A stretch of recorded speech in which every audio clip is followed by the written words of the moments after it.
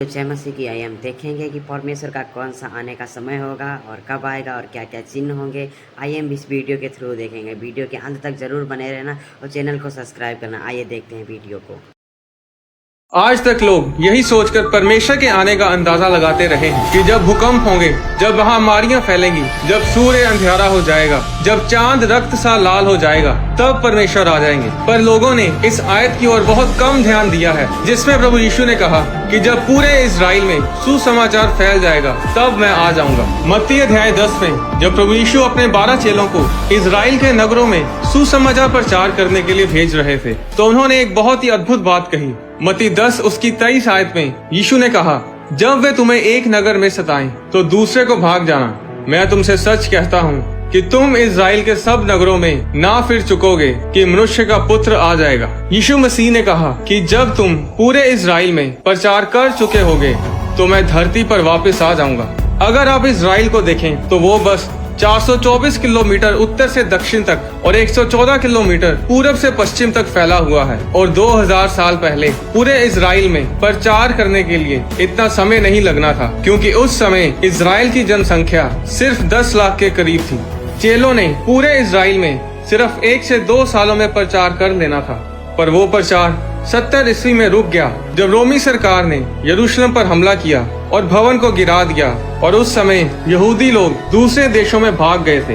यहेजकेल अध्याय 36 उसकी 8 से 11 में लिखा है, परंतु हे इजराइल के पहाड़ों, तुम पर डालियां पनपेंगी और उनके फल मेरी प्रजा इजराइल के लिए लगेंगे, क्योंकि उसका लौट आना निकट है। देखो, मैं तुम्हारे पक्ष में हूँ और तुम्हारी और कृपा दृष्टि करूंगा, और तुम जोते बोए जाओगे और मैं तुम पर बहुत मनुष्य अर्थात इजराइल के सारे घराने को बसाऊंगा, और नगर फिर बसाए और खंडर फिर बनाए जाएंगे। मैं तुम पर मनुष्यों और पुरुषों दोनों को बहुत बढ़ाऊंगा, और वे बढ़ेंगे और फूले फलेंगे, और मैं तुमको प्राचीन काल के समान बसाऊंगा और पहले से अधिक तुम्हारी भलाई करूंगा। तब तुम जान लोगे कि मैं यहोवा हूँ। यहेजकेल की पुस्तक के पहले भाग में परमेश्वर यहूदी लोगों को बताता है कि इजराइल उजाड़ पड़ा रहेगा जब तक उसमें विदेशी लोग रहेंगे और यहूदी लोग देश से बाहर रहेंगे। और ऐसा ही हुआ। 2000 साल तक इजराइल की जमीन बंजर पड़ी रही, बेरंग, बेढंग और पिछड़ी हुई रही। कोई विकास नहीं हुआ। यहेजकेल की पुस्तक के दूसरे भाग में परमेश्वर इजराइल की जमीन के चिन्हों को बताता है कि यहूदी लोगों के इजराइल में वापस आने पर क्या क्या होगा। मई 14, 1948 को इजराइल स्वतंत्र देश बना और परमेश्वर का वचन पूरा हुआ कि यहूदी लोग अपने देश में राज्य करेंगे। आज तक भारी गिनती में यहूदी लोग अपने देश इजराइल में वापस आ रहे हैं, जहां जमीन पेड़ पौधे और फलों को उपजा रही है, जिस तरह भविष्यद्वक्ता यहेजकेल ने कहा था। आज इजराइल को दुनिया की टेक कैपिटल भी बोला जाता है। सबसे ज्यादा साइंटिस्ट और टेक्नीशियंस इजराइल में हैं। मिलिट्री पावर में भी इजराइल सबसे आगे है, क्योंकि परमेश्वर का वचन, परमेश्वर की आशीषें इजराइल के ऊपर हैं। इजराइल को अपनी प्रार्थनाओं में याद रखें।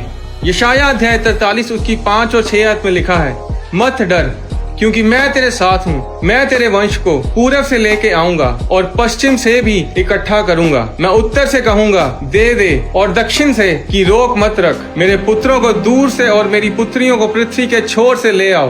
पिछले 120 सालों में 40 लाख से भी ज्यादा यहूदी लोग इजराइल में वापस आए हैं और भविष्यवाणियां पूरी हो रही हैं। तकरीबन 2000 साल के बाद जब 1948 में यहूदी लोग वापस इजराइल में आए, जब इजराइल फिर से बहाल हुआ और 14 मई 1948 को इजराइल एक स्वतंत्र राज्य बना, तो 2000 सालों में ये पहली बार हुआ कि यहूदी लोगों ने सुसमाचार सुनना शुरू किया। क्योंकि इजराइल में वापस आने पर भी यहूदी लोग सुसमाचार सुनने को तैयार नहीं थे, क्योंकि 1941 और 1945 के बीच यूरोप और जर्मनी के लोगों ने करीब 60 लाख यहूदी लोगों को घात किया, और इसलिए यहूदी लोग क्रिश्चियन लोगों को इसके जिम्मेदार ठहराते थे और सुसमाचार सुनते ही नहीं थे। पर कुछ साल पहले बहुत ही आश्चर्य करने वाली बात हुई। यहूदी लोगों ने अपने दिलों को खोलकर यीशु मसीह के सुसमाचार को सुनना शुरू किया, क्योंकि उन्होंने देखा कि असली क्रिश्चियंस उन्हें प्यार करते हैं। असली क्रिश्चियंस उन लोगों में से नहीं थे जिन्होंने यहूदियों को घात किया था।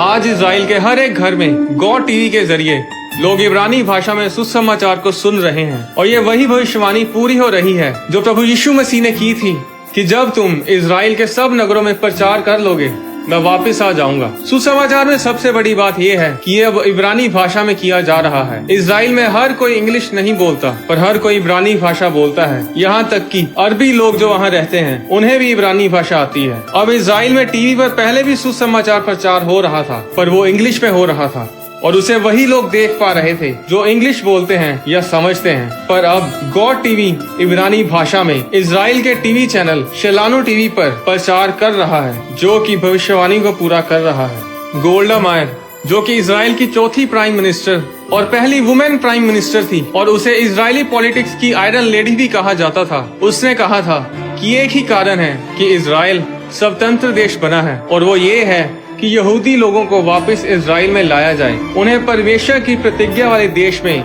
वापस लाया जाए। आने वाले कुछ सालों में इजराइल बचाया जाएगा, पूरा देश यीशु मसीह को उद्धारकर्ता ग्रहण करेगा और तब परमेश्वर आ जाएंगे। अपने परिवार, अपने दोस्तों और रिश्तेदारों को बताएं कि यीशु मसीह आ रहे हैं। बाइबल में परमेश्वर ने कहा कि अंत के दिनों में मैं अपना आत्मा सब मनुष्यों पर उंडेलूंगा। तुम्हारे बेटे और तुम्हारी बेटियां भविष्यवाणियां करेंगी और तुम्हारे जवान दर्शन देखेंगे और तुम्हारे पुरनिये स्वप्न देखेंगे।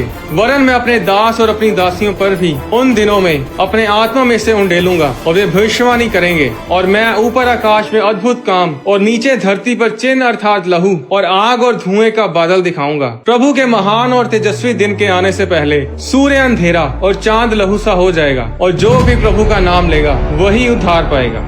एक अविश्वासी भी बता सकता है कि दुनिया में कुछ तो अजीब हो रहा है, कुछ तो होने वाला है, पर हम जो परमेश्वर के बच्चे हैं, हम अंधेरे में नहीं हैं, हम ज्योति में हैं। और यही समय है लोगों को बताने का कि तैयार हो जाओ, यीशु मसीह आ रहे हैं, परमेश्वर का आगमन बहुत निकट है। यही समय है तैयारी करने का, अपने पापों से तौबा करने का और परमेश्वर में बढ़ने का। अगर आप तैयार नहीं हैं परमेश्वर के साथ जाने के लिए तो तैयार हो जाएं। पकड़ ले अपनी बाइबल को, आ जाए अपने घुटनों पर, उपवास में, प्रार्थना सभाओं में। ये टेक्नोलॉजी, ये इंटरनेट, ये सोशल मीडिया परमेश्वर ने ऐसे समय के लिए ही दिया है और ये क्रिश्चियन लोगों के कारण ही परमेश्वर ने क्रिश्चियन लोगों को ही दिया है, ताकि लोग परमेश्वर के वचन से जुड़े रहें, प्रार्थना सभाओं में शामिल रहें, परमेश्वर के वचन को उसके दासों से सुन सकें।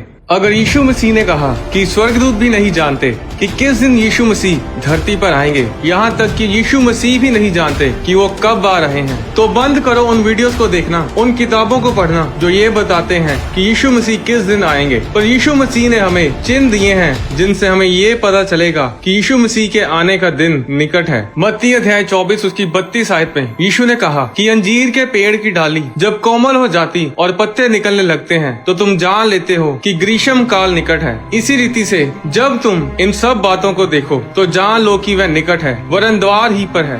पास्टर बेनिहिन, जो कि एक बहुत अभिषिक्त परमेश्वर के दास हैं, उन्होंने एक वीडियो में ये दावा किया है कि हो सकता है कि प्रभु यीशु मसीह 2048 से पहले ही अपनी कलीसिया को लेने आए। पास्टर बेनिहिन ने कहा कि मैं उस घड़ी, उस दिन के बारे में नहीं बता रहा, क्योंकि उस दिन और उस घड़ी के बारे कोई नहीं जानता। बाइबल में चेले भी इसी बात को लेकर बहुत उत्साहित रहते थे और प्रभु यीशु से उस दिन के बारे में पूछते थे, पर प्रभु यीशु ने कहा कि उस दिन, उस घड़ी के बारे परमेश्वर पिता के अलावा कोई नहीं जानता। 1 थिस्सलुनीकियों अध्याय 5 उसकी 2 में लिखा है कि जैसे रात को चोर आता है वैसे ही प्रभु का दिन आने वाला है, जब लोग कहते होंगे कुशल है और कुछ भय नहीं, तो उन पर एकाएक विनाश आ पड़ेगा, जिस तरह गर्भवती पर पीड़ा, और वे किसी रीति से ना बचेंगे। पर हे भाइयों, तुम तो अंधकार में नहीं हो कि वह दिन तुम पर चोर के समान आ पड़े, क्योंकि तुम सब ज्योति की संतान और दिन की संतान हो।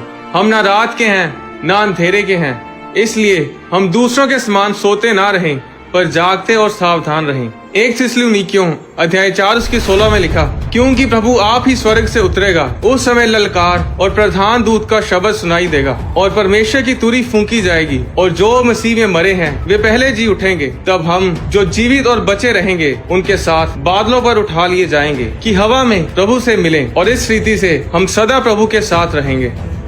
हम नहीं जानते कि दुनिया का अंत किस दिन होगा या फिर प्रभु यीशु मसीह दोबारा कब आएंगे, सिर्फ परमेश्वर पिता जानते हैं। पर प्रभु यीशु मसीह ने हमें ऐसे चिन्हों और समयों के बारे में बताया है जब प्रभु यीशु मसीह बड़ी सामर्थ और महिमा के साथ बादलों में आते दिखेंगे। मायने ये करता है कि हम तैयार हैं या नहीं।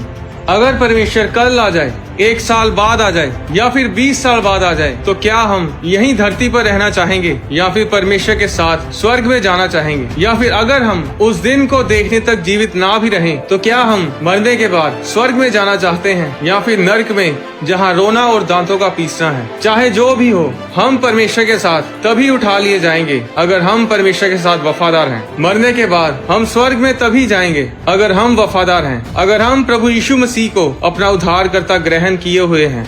आने वाली वीडियोस में मैं आपको बताऊंगा कि दानियल यरूशलेम की ओर ही खिड़की खोलकर प्रार्थना क्यों करता था। क्यों जब हम आत्मिक चर्चेस में प्रार्थना करते हैं तो उसका उत्तर हमें जल्दी मिलता है। क्यों जब हम आत्मिक चर्च में जाते हैं तो हमें अलग सी शांति महसूस होती है। जब याकूब ने स्वप्न देखा था कि एक सीढ़ी पृथ्वी पर खड़ी है और उसका सिरा स्वर्ग तक पहुंचा है और परमेश्वर के दूत उस पर से चढ़ते उतरते हैं, वो स्वर्गदूत ऊपर नीचे क्यों आ जा रहे थे? क्यों इजराइल इतना आशीषित है? यहूदी लोगों का भविष्यवाणियों के साथ क्या लेना देना है? परमेश्वर ने इजराइल को इतना ऊंचा, इतना आशीषित क्यों किया है? इतना छोटा देश होने के बावजूद भी क्यों इजराइल मिलिट्री पावर में सबसे आगे है? बाइबल से जुड़ी और भी वीडियोस को देखने के लिए हॉली स्पिरिट प्रोडक्शंस चैनल को सब्सक्राइब करें।